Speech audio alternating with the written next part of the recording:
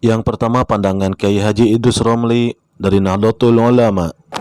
Mayoritas ulama fuqaha berpendapat rokok itu hukumnya makruh, makruh tanzih. Itu mayoritas. Lalu bagaimana secara kesehatan?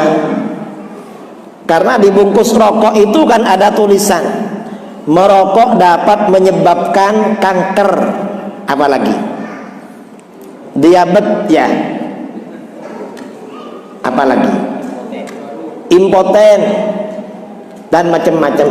Itu propaganda, nggak sungguhan. Itu propaganda Amerika. Mengapa propaganda Amerika? Dulu di Amerika ketika masih menjajah negara-negara Asia, minyak goreng dibuat dari kelapa sawit, sawitnya ngambil dari sini. Setelah negara-negara Asia merdeka, Amerika gak punya kelapa sawit, maka minyak goreng dibuat dari soya, dari kedelai. Akibatnya apa? Menyebabkan diabetes, darah tinggi, impoten dan lain sebagainya. Nah, pabrik minyak untuk menutupi ini yang dikambing hitamkan adalah rokok. Sebenarnya hanya kambing hitam itu. Rokok itu biasa-biasalah, nggak berbahaya seperti yang ada di bungkus rokok, enggak. Rokok itu berbahaya bagi orang yang nggak sehat memang. Kalau orang nggak sehat, jangankan merokok, makan nasi biasa nggak enak. Kalau dikatakan rokok bahaya seperti yang ada di bungkus rokok itu nggak betul. Orang Jepang lebih banyak yang merokok daripada orang Amerika. Tapi yang kena diabetes, ya, yang kena diabetes, impoten dan lain sebagainya lebih banyak orang Amerika daripada orang Jepang. Itu nggak betul itu. Di bungkus rokok itu nggak betul. Ini bukan karena saya merokok, saya nggak merokok. Tapi kita ini membicarakan apa adanya. Karena mayoritas ulama berfatwa rokok itu makruh bukan haram. Ada yang tanya, apa manfaatnya rokok? Loh, kalau ingin tahu rokok dulu. Kalau sudah merokok baru tahu manfaatnya. Saya dulu pernah merokok, cuma nggak lama, sebentar, cuma 6 tahun dulu merokok. Cuma 6 tahun. Tapi setelah itu berhenti. Berhentinya waktu di pondok. Di pondok itu merokok.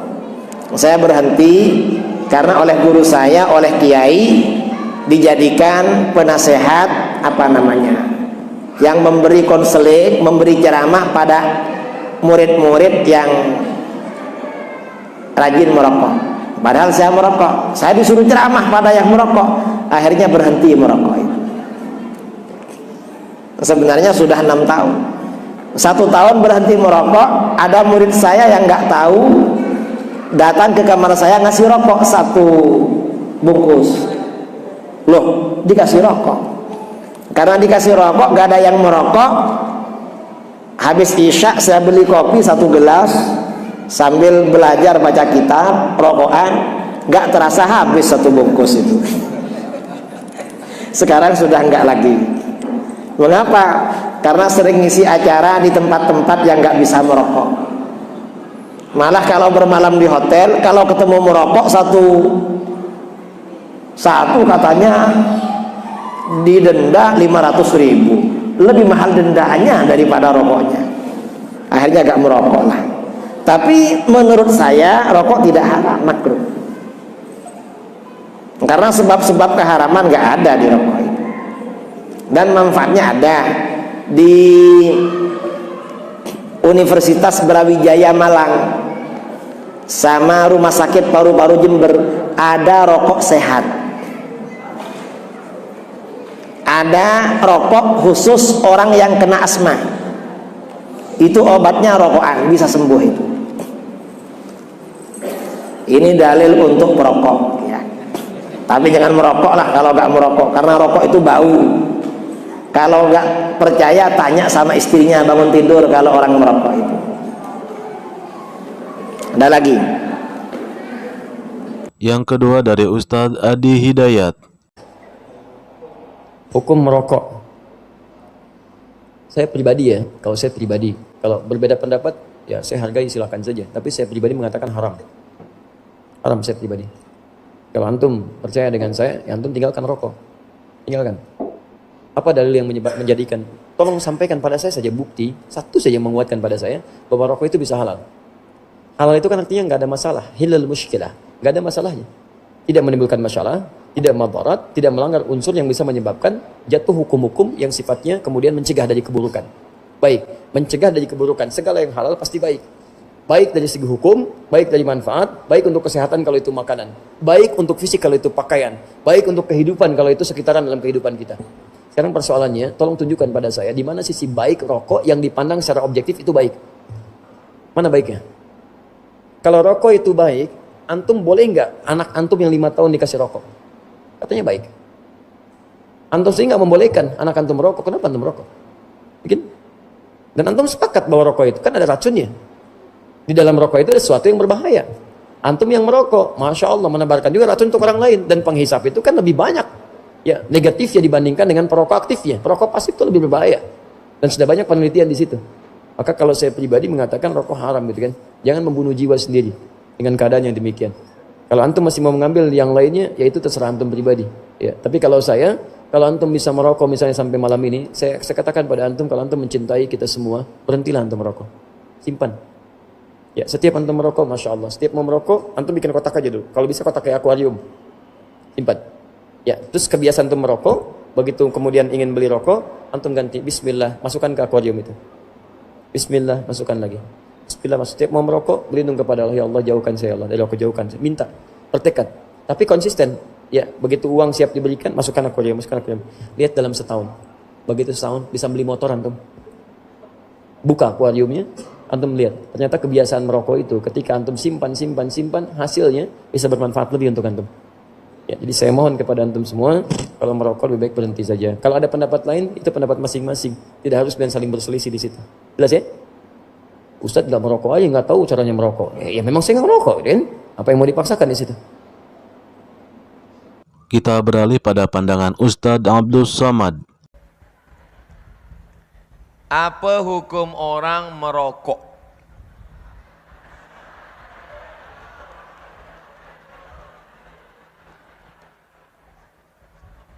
Ini bukan fatwa Abdul Somad. Abdul Somad bukan ulama. Abdul Somad hanya membacakan fatwa ulama sahaja. Pertama, Mufti Mesir, Syekh Ali Jum'ah. Kata Syekh Ali Jum'ah, Mufti Mesir, rokok haram. Mufti Mesir satu lagi, Syekh Nasr Farid Wasil. Kata Syekh Nasr Farid Wasil, rokok haram. Mufti Saudi Arabia, rokok haram. Saya tak tahu di Sabah rokok haram ke makruh. Ustaz Abdul Somad merokok, saya tak merokok. Itu fatwa ulama. Adakah ulama yang memfatwakan makruh? Ada. Sebab kata dia di Quran tak ada ayat menyebut ya ayyuhalladzina amanu inna rokok haram, tak ada. Kerana tidak ada dalam Quran, tak ada dalam hadis, tak ada Nabi cerita tentang tembakau, maka ulama berijtihad, ulama ikhtilaf. Yang satu mengatakan haram, yang satu mengatakan tak sampai pada darjah haram, hanya makruh saja.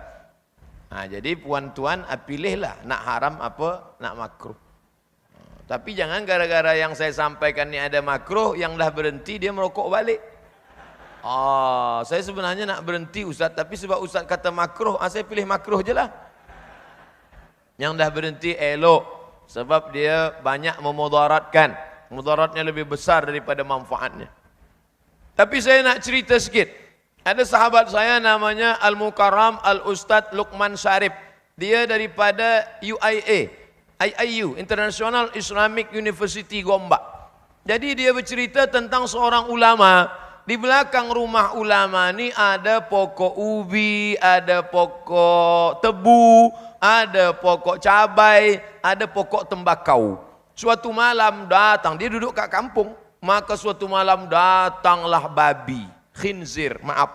Datang khinzir, pagi dia buka jendela tengok, habis tebu, habis cabai, habis kacang, habis ubi, semua tak ada.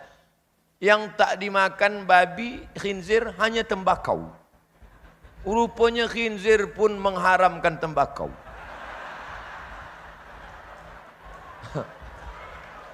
Itu, tapi cerita ni, padahal khinzir itu kan haram. Khinzir itu kan haram. Yang haram pun mengharamkan tembakau. Yang sakit hati, saya cerita aja. Dari kalangan Salafi, Ustadz Firanda Andirja. Bagaimana membantah orang yang mengatakan hukum rokok makruh, bahkan ada yang bilang sunnah? Siapa yang bilang sunnah?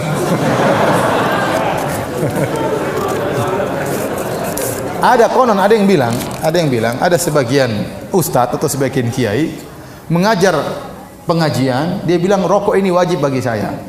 Kalau saya tidak ngerokok, saya tidak bisa ngajar. Itu namanya kecanduan. Sama, ada orang kalau nggak morfin dia stres.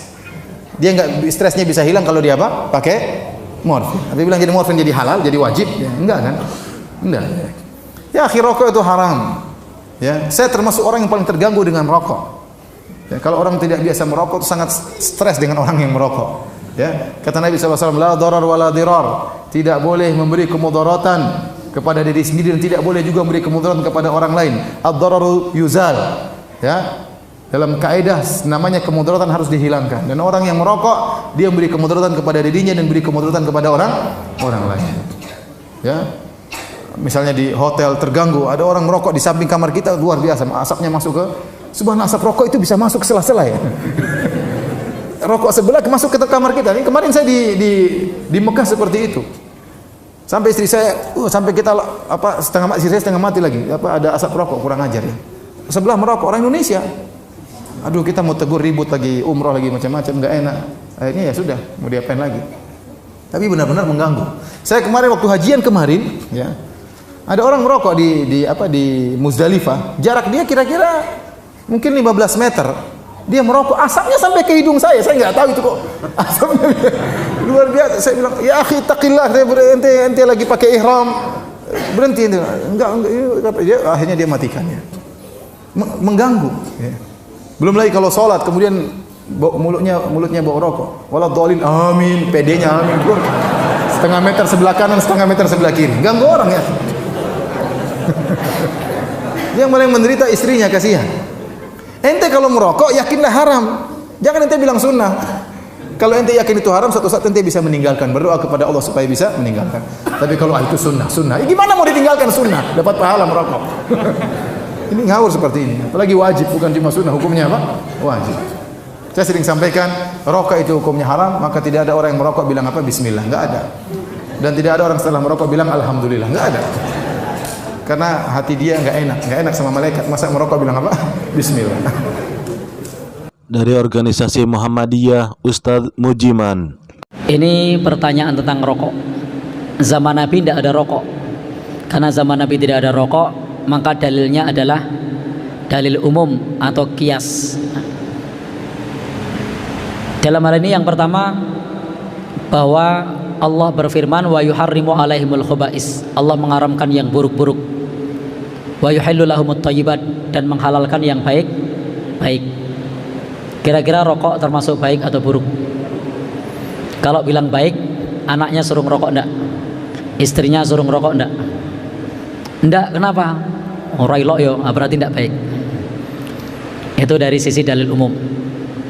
Kemudian juga dilihat dari mudaratnya. Ada mudaratnya enggak? Setahu saya dokter-dokter yang pernah saya temui, baik dokter yang merokok atau tidak merokok, karena dokter yang merokok juga banyak, itu semua merekomendasikan kalau rokok itu tidak baik. Artinya apa? Rokok ini mengandung mudarat, dan dalil menghindari mudarat itu banyak. Yang terkenal la dororo wala diroro, jangan membahayakan diri sendiri maupun orang lain. Dan merokok itu membahayakan diri sendiri maupun orang lain. Ada dalil lain, ada di bungkus rokoknya, merokok membunuhmu, ya kan? Karena ada dalil merokok membunuhmu, di situ tertulis Maka Al-Quran mengatakan wala tulqu bi aidikum ila tahlukah, jangan jerumuskan kepada kebinasaan. Ada lagi wala taqtulu anfusakum, jangan bunuh dirimu sendiri, dan lain-lain. Kita ambil itu saja. Dari sisi itu maka rokok bisa diambil kesimpulan hukumnya antara dua. Yang pertama hukumnya makruh, yang kedua hukumnya haram.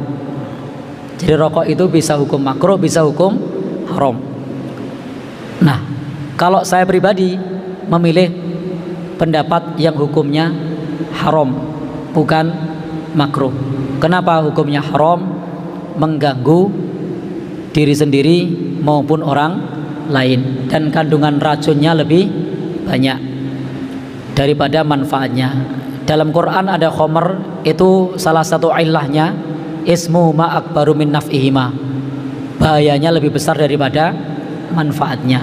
Ini sama dengan rokok, bahayanya lebih besar daripada manfaatnya. Dan kadang banyak orang yang dia tidak peduli dengan anaknya, tapi peduli dengan rokoknya. Anaknya bilang ya jajan, tidak dibelikan, tapi dirinya merokok. Jadi ini memudaratkan bagi anaknya, yang harusnya anaknya bisa jajan malah untuk merokok, yang harusnya bisa ditabung, yang harusnya bisa untuk infak malah tidak infak, malah tidak nabung.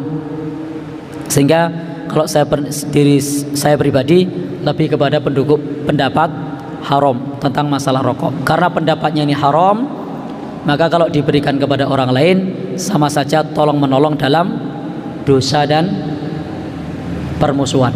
Kalau permusuhannya tidak masuk ya, tapi tolong menolong dalam dosa. Wala ta'awanu alal ismi, jangan tolong menolong dalam dosa, kecuali berpendapat makruh. Kalau berpendapat makruh, maka diberikan kepada orang lain tidak termasuk tolong menolong dalam dosa. Kalau di Muhammadiyah sendiri pernah ada pendapat makruh, itu yang ada di buku Tanya Jawab Agama yang diterbitkan oleh Majelis Tarjih di jilid 1, itu hukumnya makruh.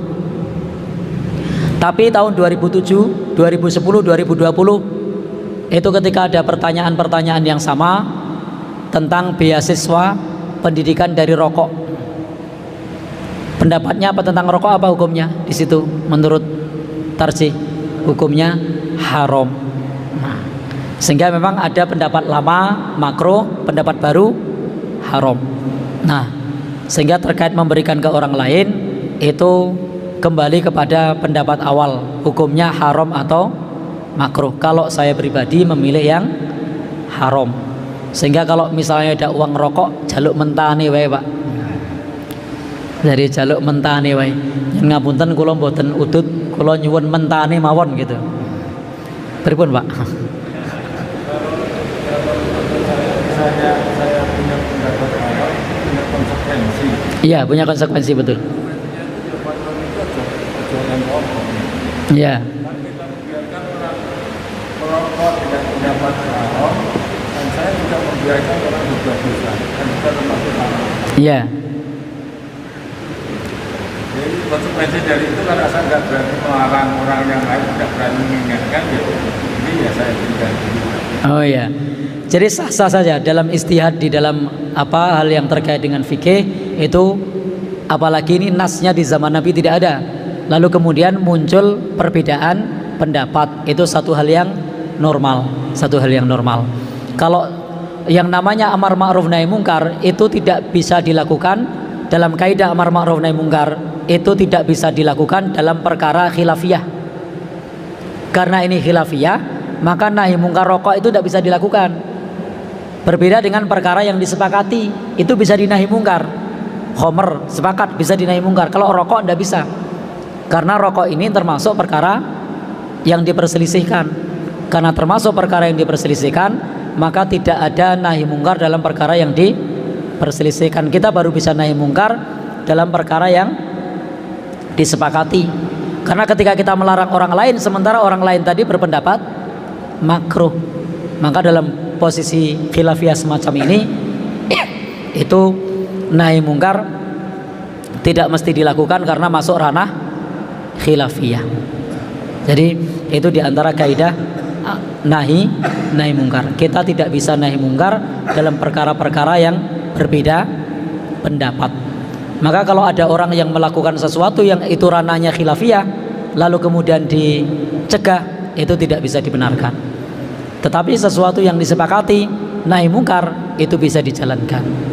Jadi kalau terkait apa yang jenengan sampaikan tidak bisa mencegah, itu tidak masalah karena ini ranah khilafiyah.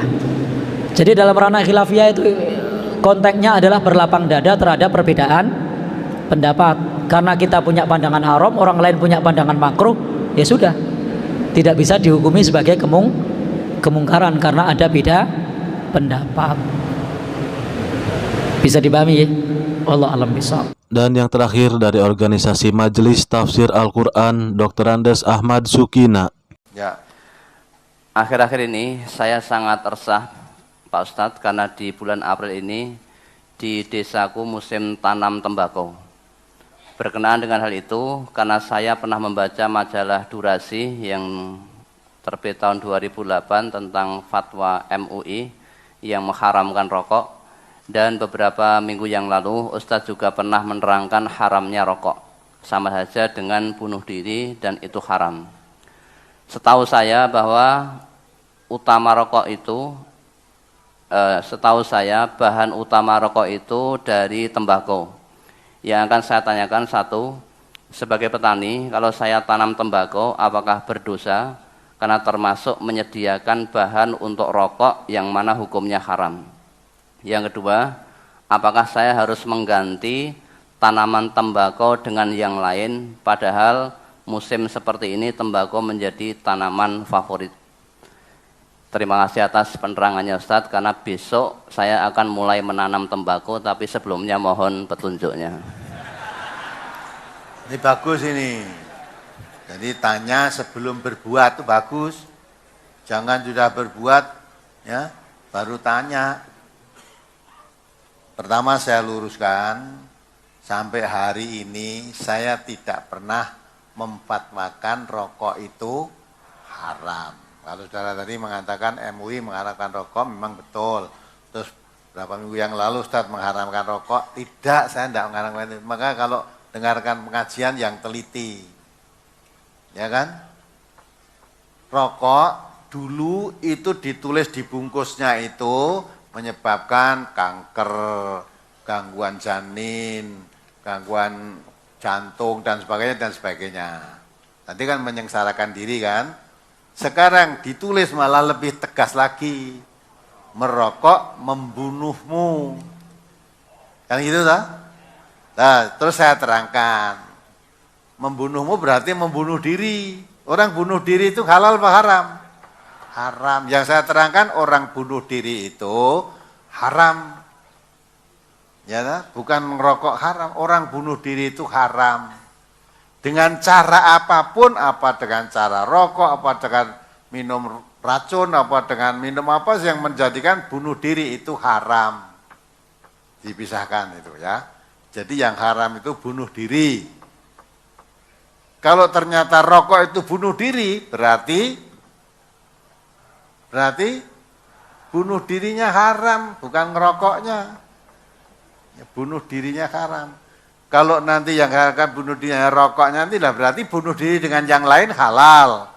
Maka dengan alat apapun bunuh diri itu haram. Qur'annya mengatakan kalau kamu diberi rezeki oleh Allah, anfiqu fi sabilillah wala tulqu bi aidikum ila tahlukah.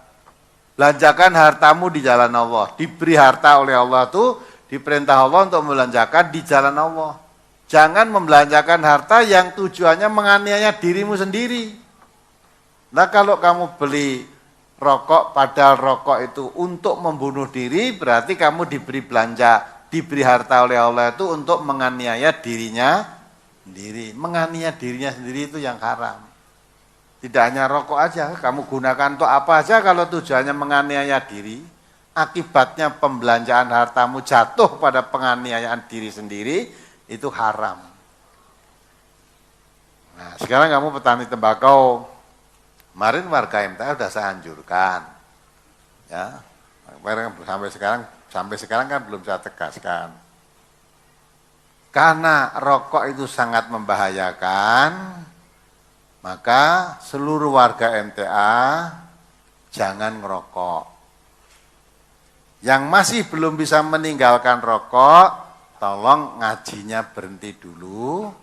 So nek wis leren sing ngerokok baru ngaji lagi, bukan dikeluarkan. Polnya sing ngerokok. Wane wis rokok wis pol, marem lah, mandek lagi ngaji meneh. Lah so nek pol rokoknya terus jantungnya pedot ya wis rasa ngaji. Ya kan? Nah, di samping itu karena rokok itu terbukti membahayakan, maka seluruh warga MTA saya anjurkan mulai sekarang dikurangi jual rokoknya. Nanti pada akhirnya saya larang untuk berjualan rokok. Menerima itu juga ada yang resah. Ada yang resah, tapi ada yang bismillah. Karena anjuran Ustaz itu berdasarkan Quran dan Sunnah, bismillah. Akhirnya padahal itu ada saudara laporan pada saya, pimpinan MTA di daerah Sragen sana. Rokok itu omsetnya paling besar. Rokoknya mulai ya perintah langsung stop. Saya padahal belum merintah untuk stop, dia sendiri stop. Ketika nyetop tidak jual rokok, separuh omsetnya udah menurun.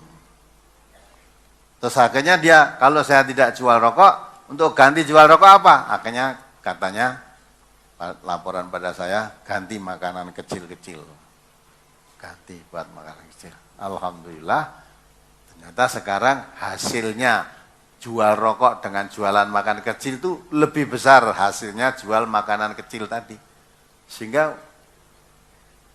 anjloknya penghasilan karena tidak jual rokok tadi sudah tertutup, hilang dengan diganti jualan tadi dan lebih besar hasilnya. Ya. Maka saudara petani tadi nggak usah resah. Kalau kamu meyakini itu suatu kebenaran, ben kancane nandur mbako kowe nandur telo apa-apa gitulah. Apa yang jelas menguntungkan.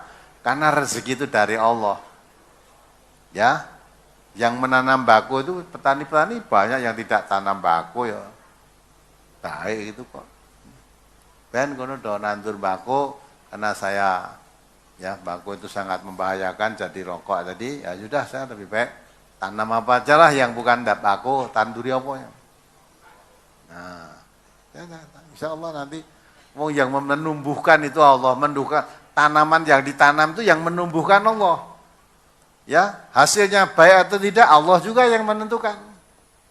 Ya. Kancane itu, bako kabeh panen bako kabeh harganya mesti amblek nanti di kabeh panen bako. Nah, alhamdulillah kabeh dodol bako, lah kowe tanduri Lombok dhewe. Wes kancane dodot kowe kepedesen gitu. Kan harga Lombok mahal juga akhirnya. Dah. Insyaallah Allah memberi rezeki itu tidak dari satu arah. Tidak usah resah, yakin aja lah. Idza azamta fatawakkal 'ala Allah. Jangan coba-coba. Untuk kepada Allah jangan coba-coba. Bismillah. Saya hijrah dari tanaman yang merugikan manusia kepada yang menguntungkan manusia. Nanti Allah akan yang memberikan hasilnya. Belum tentu kok nandur bako mesti apik ya belum tentu. Banyak juga yang petani tembakau mengeluh juga banyak kan. Nah, kalau kamu tidak nanam bako, nanti andai kata petani mengeluh, kamu tidak termasuk. Karena tidak menanam kok. Ya, tanaman apa yang kira-kira bisa? Insya Allah kalau niatnya lurus, Allah menggantinya.